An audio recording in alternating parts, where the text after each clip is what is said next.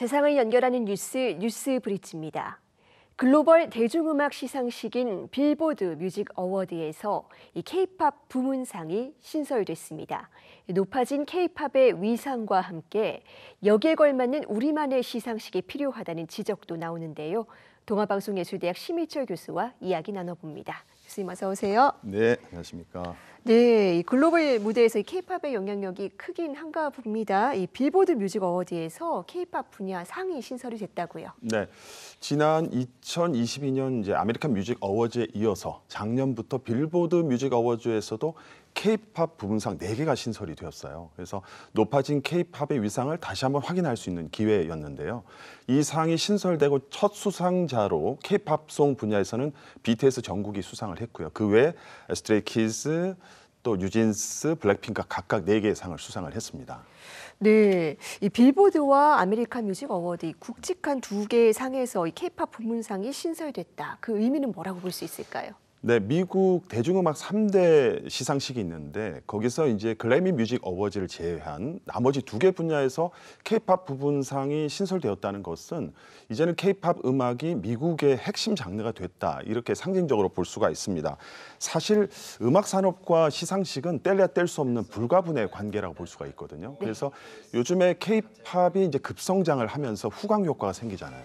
이런 부분들을 글로벌 시장에서 먼저 선점하고 주도하겠다, 이런 어떤 포석이 깔려 있다, 이렇게 분석을 할 수가 있습니다. 그런데 일각에서는 K-팝을 견제하는 시각이 있다, 이렇게 이제 보거든요. 왜냐하면 K-팝 부문상을 별도로 이제 분리해서 본상과 경쟁을 피하려는 이게 꼼수가 아닌가, 이렇게 보기도 하는데 아직은 그렇게 단정하기에는 좀 이른 감이 있을 것 같습니다. 여러 가지 해석이 또 나오고 있네요. 네. 자연스럽게 또 한국의 K-팝 시상식에도 관심이 가는데요. 우선 올해부터 우리 시상식 중에서 미국에서 개최하는 시상식이 있다고요. 네, 그렇습니다. K-팝을 대표하는 시상식 중에 마마 뮤직 어워즈가 있는데요. 네. 작년에 일본 도쿄돔에서 굉장히 화려하게 진행해서 이제 이슈가 됐고요.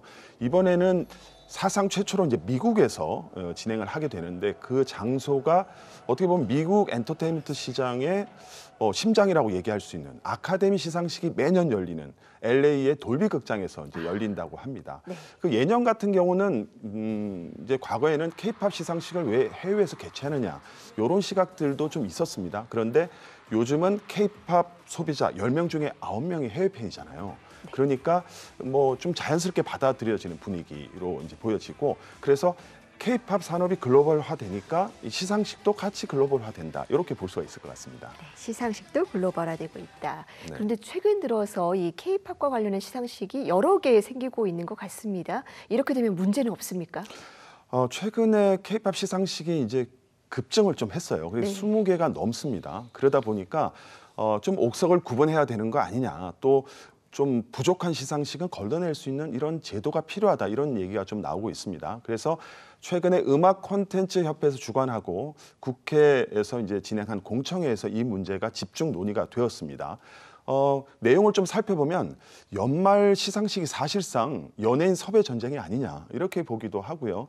또 준비 부족한 그런 시상식이 나오다 보니까 상의 권위가 좀 떨어진다, 이런 이제 지적도 있고, 상의 원래 목적을 좀 이탈한, 좀 상업적으로 변질된 이런 경우도 있어서 K-팝 산업에 좀 부정적인 영향을 미치지 않을까, 이런 우려의 목소리가 있습니다. 네, 그렇군요. 그렇다면 실제로 문제가 발생한 사례도 있을까요?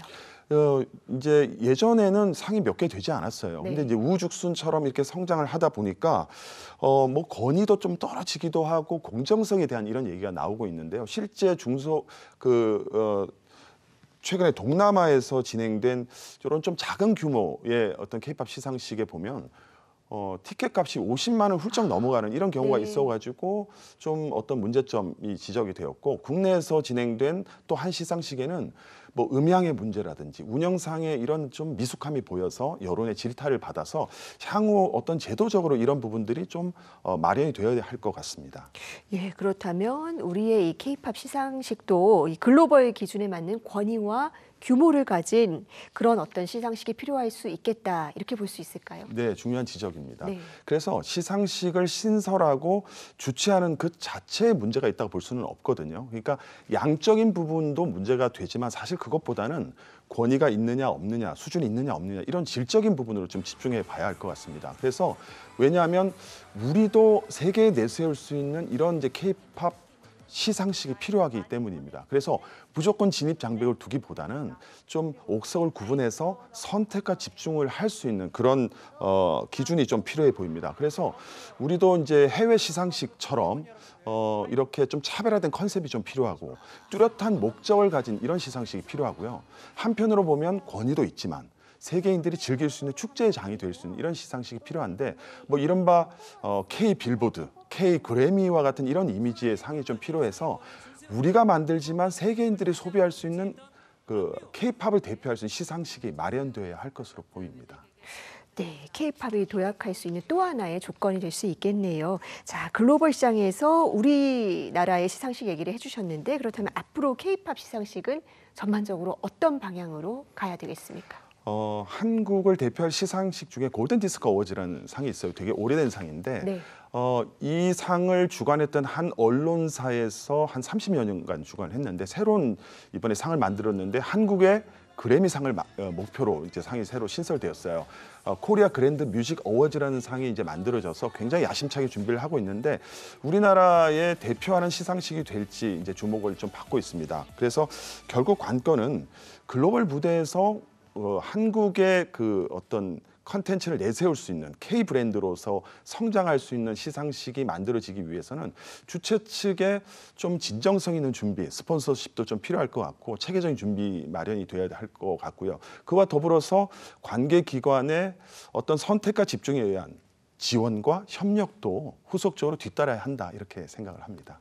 네, 우리 K-팝 정말 그 위상에 맞게 이제 좀 철저한 준비를 바탕으로 글로벌 시장에서 좀 대표할 수 있는 그런 바람직한 시상식이 마련되기를 바라겠습니다. 교수님 오늘 말씀 잘 들었습니다. 네, 감사합니다.